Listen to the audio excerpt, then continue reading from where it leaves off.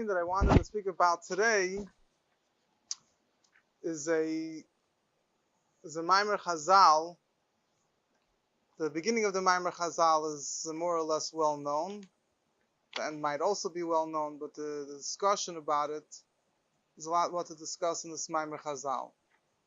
The Gemara says in Masechta Shabbos in the Sugi of Matan Torah, when the Gemara discusses what happened by Matan Torah, it says that B'shah she'ektimu Yisrael Nasa Nishma, when Yidden said Nasa before Nishma, so there were 600,000 Malachi Ashoros that came down, and they crowned each year. They gave two crowns, one for Nasa, one for Nishma, one for saying we will do, one for saying we will hear.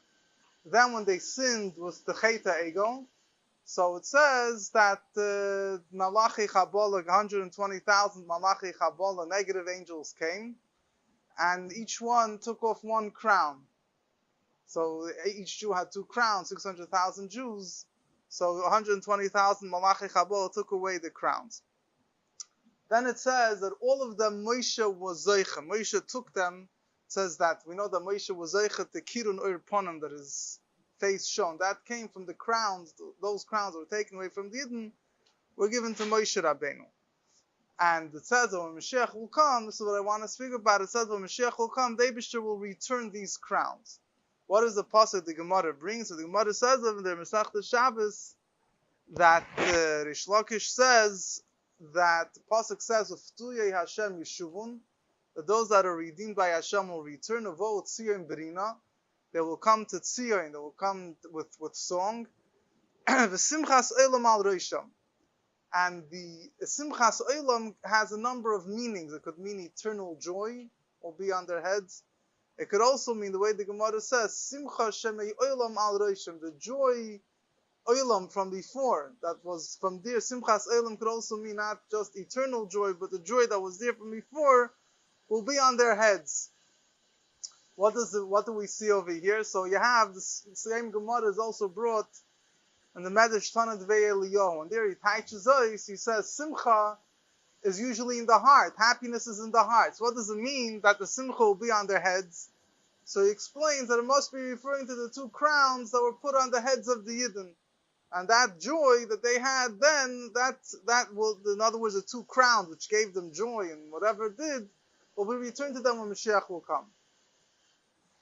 So this is a Maimer Chazal. A similar Maimer Chazal are brought on a number of places. There's actually a Zohar, interesting Zohar, that it says there a number of things, but a Zohar says that it brings it, writes it a bit differently. It says that when they didn't sin, this was captured from them, these crowns. And he brings the pasuk, V'shav Hashem l'kecha shvuscha. We had Pashas Nisav, the Eibush will return in captivity. So the Zohar says this refers to these crowns and other spiritual presence that Yidden got by Har Sinai, which was, so to say, captured from them, which will be returned to them when Mashiach will come. Now, there's a lot to discuss over here. First of all, this Maimer Chazal in general is discussed. We all know the whole famous Hemshech Ayin Beis of the Rebbe Rashab. Chassidus discusses a lot this Maimer Chazal, but not so much the ending, about what it means that when Mashiach will come and return to us. So there's many explanations what these two crowns are all about. There's a number of questions and answers and so on and so forth. I'm not going to get into that right now. It's obviously Negeya, but I'm focusing more on those Sfarim that particularly speak about the meaning of the returning of the crowns when Mashiach will come. So I'll start off with the Maharsha. The Maharsha says, this Maharsha really says, he explains, there's two explanations of the Maharsha in two different places.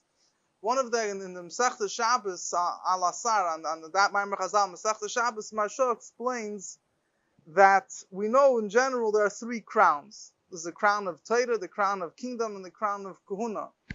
So he says that the two crowns that were lost refer to the crown of kingdom and Kahuna and priesthood, which was lost when?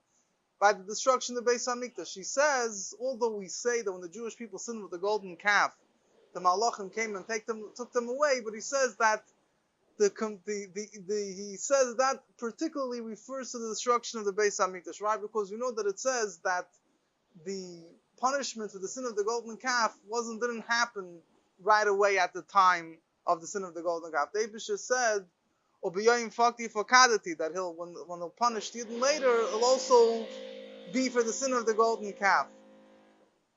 So basically, he says that the punishment of the golden calf particularly took place by the Churban Beis Hamikdash. So then we lost the crown of Malchus, of kingdom, Malchus Beisav, and also Kahuna. The avoid in the Beis Hamikdash stopped, and Malchus never returned, and Kahuna also, returned, also not in a complete way, till the destruction of the second Beis Hamikdash. When Moshiach will come, we'll get back both crowns. And he adds a word that Chassidus also says. It says, "V'asid HaKadosh Baruch Hu lachziron lanu." The lashon that Rish Lakish says is that the Eibishter will return it to us. When by Har Sinai Yidden first got the crowns, it says that Malachim gave it to them. But when Mashiach will come, it doesn't say that the Malachim will return it to us. It says that the Eibishter will return it to us. So he says that because, the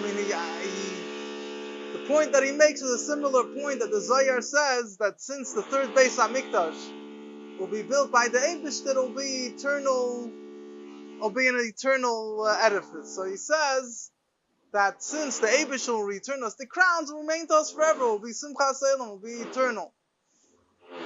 So that's a pshat of the Marsha. There's another explanation of the Marsha, but that already ties in with other things I'll mention a little bit later. Then there's another explanation, bit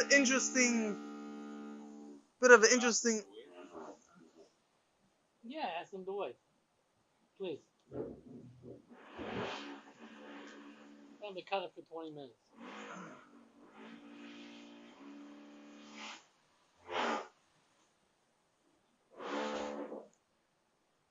There's a bit of an interesting explanation of the Shalah. He said that the two crowns are Torah Shebichsav and Torah Shebal Peh. The written Torah and the oral Torah. And in other words, these two crowns represent the proper understanding of Torah Shebichsav and Torah Shebal Peh. After the Chet HaEgel, we lost the ability to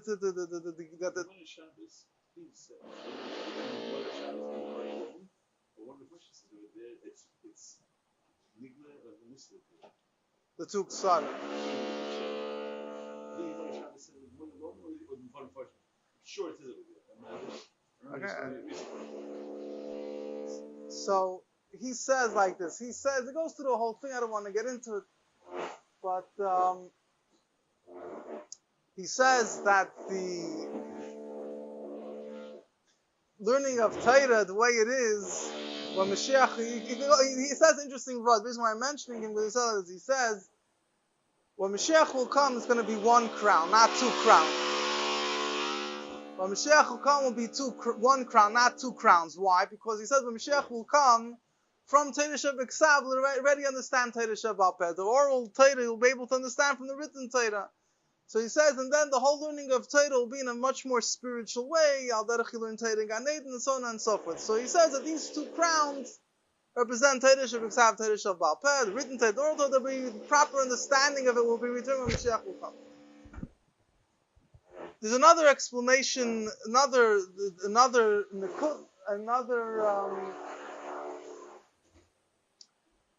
explanation of the Alshich. The Alshich speaks a lot about this thing. It's an interesting. He already ties it in. Before I get to the Alshich, I'll just give a akdama. There's a number of medrashim that speak about different things that didn't got by Har Sinai. We have the famous Maimer Chazal, probably pretty famous, that everyone got two crowns, one for Nasa, one for Nishma. There's also in Medrashim a number of places it says that the Medrash brings a number of opinions. One says the Eibusher gave them crowns. Another one adds it wasn't only crowns, it was also Klei Zion. There was also warfare, swords. One says there was beautiful cloaks, beautiful gartlach, belts. And there's a one place in the Medrash, Rabbi Shimon ben Yochai says that there was a clay Zion. The Eibusher gave them a sword that had the name of Hashem engraved on it. And then through the Chet Egel, these things were taken away. And they'll be returned, it's Masha from Medrashim, they'll be returned when Moshiach will come. So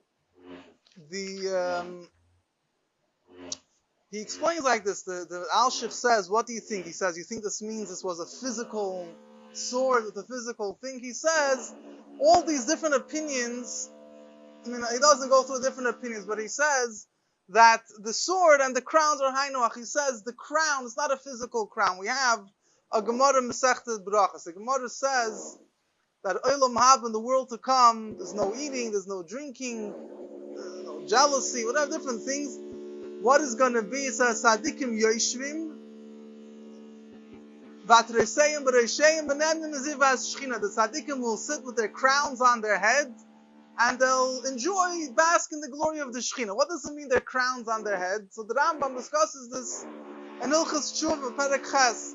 The Rambam says this is all metaphoric. The crowns means the understanding of, I don't want the Rambam, whatever, I don't want to get into the Rambam's explanation of Torah with Nefesh, it's a whole separate thing, but there's the Nefesh, there's the soul itself, and then there's the understanding that it achieves through its Avodah. So that's called the crown. So he says the crown is the understanding, it basks in the glory of the benefit of the tainug, of the enjoyment of the understanding that it achieved through its Avodah in this world.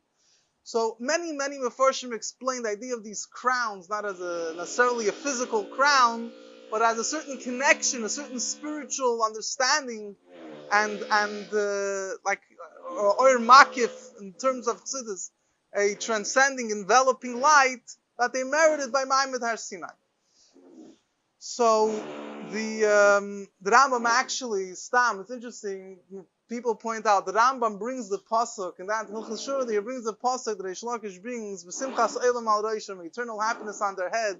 Rambam says, what does it mean? Happiness could rest on the head. The happiness is not an object. So obviously the Rambam says it means metaphorically. The Rambam connects very clearly. It seems Rambam doesn't clearly specify, but it seems the Rambam is learning the idea of these crowns returning, and thus is a spiritual understanding that tzaddikim are going to merit in the world to come. So the Al-Shich says that the crowns and this warfare, so to say, the sword that Rabbi Shimon bar Yochai is talking about, it's not a physical thing. It's certain godly lights that the Yidden's, that their nefesh, that the Yidden souls merited to receive. So he says like this. He says, what are the two crowns? He teaches us interestingly. He says there were two milas, there were two spiritual levels that the Jewish people attained. One is that through receiving the Torah, they were free from Shibud Malchus. It says that if the Yidden wouldn't have some of the golden calf, no nation would ever be able to subjugate them. The Yidden would never be able to be put into Galus. The second thing it says, when the Yidden received the Torah by Ma'amad Har Sinai, they became free. Cheres Mimalach HaMavos. They became. If they wouldn't have some of the golden calf, there would be no death. The death would have ceased at that point. So he says like this. He says that the warfare is a mashal for Cheres Meshibul Malchus. Having a sword they're able to fight with basically means that you have the ability to that you're not able to be subjugated by any nation. Says the Shem HaMeforish, the name of Hashem that it was engraved on it is a remez for the Cheres Mimalach HaMavos, from freedom from death. Why he brings Medrashim that through the name of the Eibishter, it's not Shaykh. It says by Moshe Rabbeinu, for example, Medrash Shampasha, V'zay Sabrocha says a whole thing when it came the time Moshe to pass away, so the Malach HaMavos wanted to take his neshama, so Moshe Rabbeinu told him the Shem HaMeforish, the Malach HaMavos had to go away. The Psaf, the Eibishter himself took his neshama. It was Meis Misas Neshika. So he says that the name of the Eibishter engraved on the sword represents, it's a metaphoric thing for the ability they didn't have. They were freed from death. So these are spiritual lights, spiritual levels that the Jewish people achieved, which cause that they can't be subjugated by any nation, and that death wouldn't have any power over them. when they sinned with the golden calf, so they lost these things. When Moshiach will come, both things will return. There won't be shaykh, the Metzias of Golus anymore. It won't be possible. They'll be subjugated again in exile. And also, it won't be shaykh. Death will cease also. So this is how he explains. This is the meaning of the two crowns. That's why it says the Simchas Olam will be eternal happiness. Refers both, I guess, as both the spiritual happiness and physical happiness. There's no exile. There's no death. So it's a Simchas Olam. That's the way the Alshich explains it. It was whatever. Fine.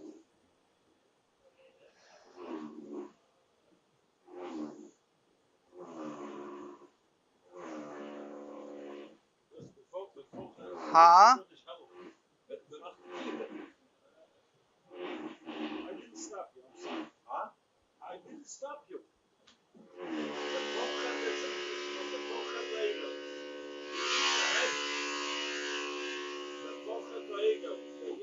Sort of this schmire of Shadowfere. Ja? Sie gewinnen wissen, doch. Wann? Man hat sich gehaget bei Chetego. Man hat sich gehaget bei Chetego. Neshach those 40 days, who doesn't say anyone, that was not from Matan Torah until Chetego. There was no Moses until then. There was no Moses until then. Doesn't say that anyone died or it was any nation that.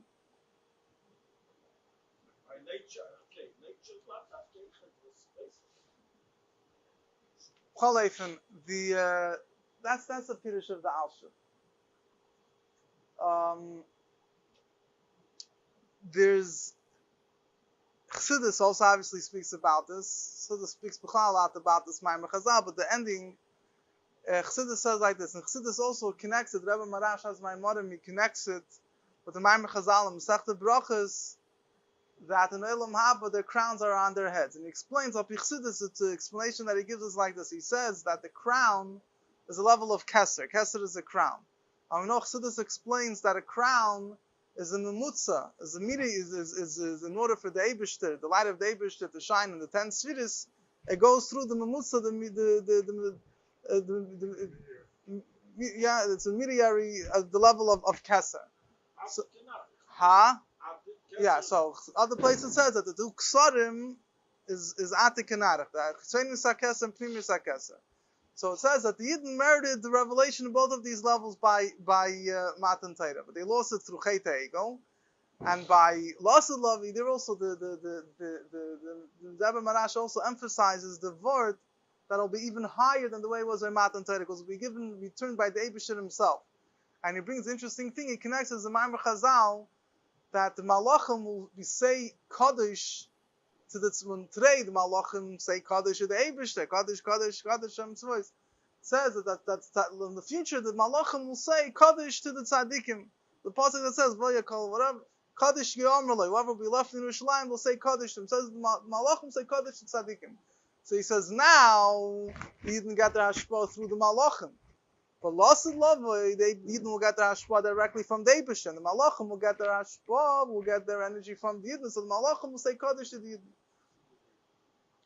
So he says this is the Indian. So he also explains these two ksarim, these two crowns up. The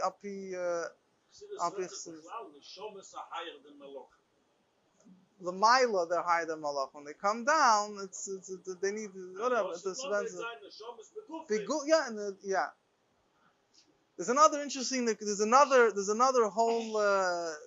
aspect over here, which is that besides, again, a very common explanation is that the crowns represent a dveikos, a understanding, a delight, a cleaving to the Eibusha that they achieved by Maimer Har Sinai, and that will return when Moshiach will come. There's also another particular aspect regarding this idea of the sword. There's a pasuk that we have coming up in Parshas V'zeis HaBracha. It says, "V'asher cherev gavosacha." Moshe Rabbeinu tells the Yidden that the Eibusha is the sword of your exaltedness, however you translate it. So the Sifri says that the Eibusha told Moshe Rabbeinu that sword that I took away from the Yidden by Har Sinai, I will return them that sword. That's not, I'm sorry, not the term sword. That's Zion. That warfare I will return to them. So what does this mean? So there's a number of explanations here. It's already, the Rogatchover speaks a lot about this, but it's already in earlier sources. It says that the meaning of cherev, a sword, is the idea of pilpul of Torah. Just like a sword, no, there's physical war, and then there's the warfare of Torah. So the Rogatchover brings a number of Mamori Chazal, the idea of a sword being used for warfare of Torah. For example, you have the pasuk that says Muchames Hashem, the wars of Hashem. It's literally, the pasuk is talking about different miracles the Eibusha did. He drowned the Egyptians, whatever. But the one of the midrashim say that learning Torah is also the back and forth, so to say, the arguments or the questions and answers, the back and forth is a warfare of Torah. So the idea that's here explained is that when the Torah was given, there was a certain level of, it says that the Rogatchover goes discuss this in many places, but whatever, it's a little bit, I mean, he says that there's a certain level of understanding of Torah, what he calls pilpul Torah, understanding every single detail and reason and back and forth in Torah, that Yidden lost as a result of Chet Egel. And the one that had it was Moshe Rabbeinu. There's a Gemara that says that Moshe Rabbeinu was given the pilpul of Torah. Huh? What was the mile of the Shneis? The gap. So the answer to that is, there's two types of pilpul. There's the pilpul of Machshaka Meshivani. And pilpul of Torah is really two things. He doesn't say this, but I mean, from other sources, that's where it comes out. There's the pilpul of Torah because there is, it says that Talmud Bavli, the Gemara is called, my baby should put me in the dark. So in other words, the famous moshel that's brought when the person is in the dark, he's trying to find the door, he starts tapping with on the walls, and he finds something that's square, then he realizes it's a window. Then he continues tapping until he finds a door, but it's a door to the closet.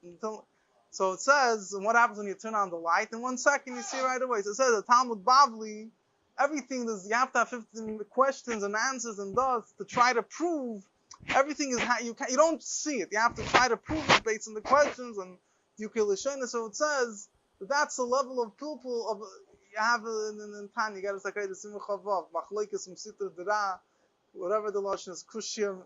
But in other words, the level of pilpul of Torah which came about, there's a level of Yigia, Haravani and Torah, which came about because there was a certain, so to say, concealment of Torah, so you have to have pilpul. But then there's a higher level of pilpul.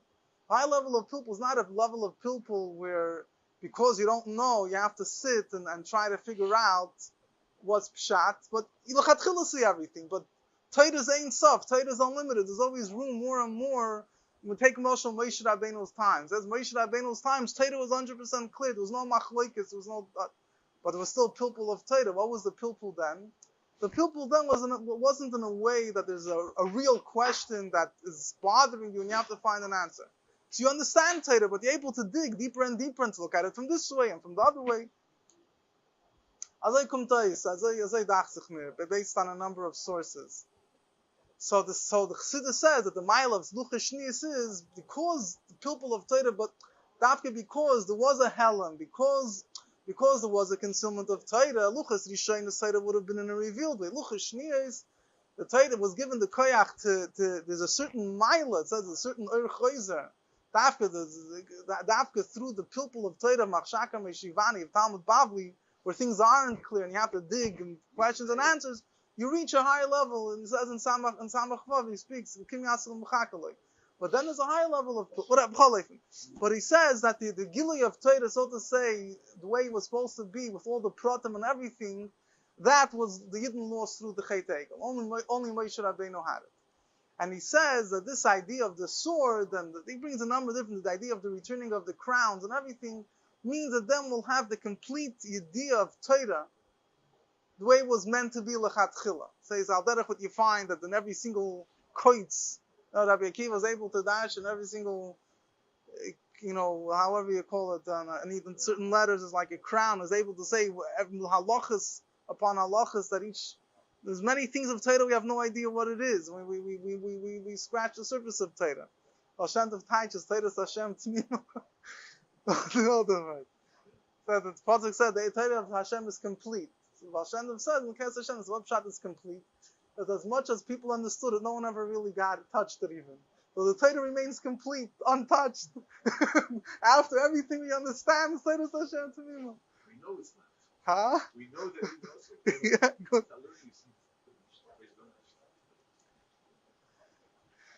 Das macht das Idee schon eine da. Aber nicht sagen, dass das nicht verstehen gar nicht. Isn't the fashteit gornish, but legabe the emissary idea in Torah, legabe the say it's a Torah.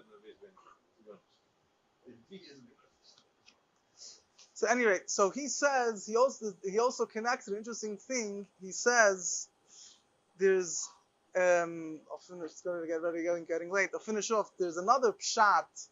Pasuk says they lost crowns. There's another pshat, and the Zohar says, and other places say that the Yidden lost the tefillin.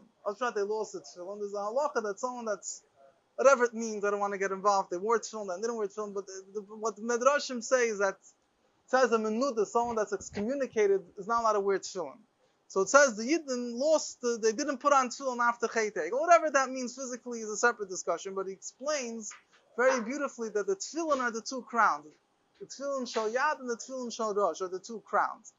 And he says that the idea of the tefillin is the idea, the tefillin shal yad and tefillin shal rosh means that there's a connection, that the head and the heart are completely in sync together, which is what tefillin is meant to be in the first place. The shibud alev ha'moyach. So he says that the tefillin shal rosh represents the complete understanding of Torah, and tefillin shal yad represent the complete fulfillment of Torah. In other words, that the understanding of Torah leads to the action of Torah without the Yetzer Hara interfering. So he says that it doesn't tie well, but that's basically it seems what he's saying is that this idea, the level of Torah that they had then, was in such a way that side they understood it b'shleimus, side it affected their heart completely. That's also the idea some Mepharshim say of warfare. Warfare means able to fight the Yetzer Hara. That they're able, in other words, there is a Yetzer Hara, because if not, there won't be any Bechira, there won't be point of Avodah, but you have the Koyach to overcome it. So the two crowns means the head and the heart, that they both, that the head understands completely and the heart is in full, is able to fully connect with what the head understands. And so when Moshiach will come, he says, this side, whatever, then we'll have back these crowns, this idea of tefillin on its deepest way. He said, the Rambam says that when Moshiach will come, tir b'hadas, so he says the word das, interesting, he says das, Chassidus explains das is the connecting point of the head with the heart. So when Mashiach will come, we'll have both the full understanding, but also in a way that it will penetrate us completely. Fine. Take it from me at mamish.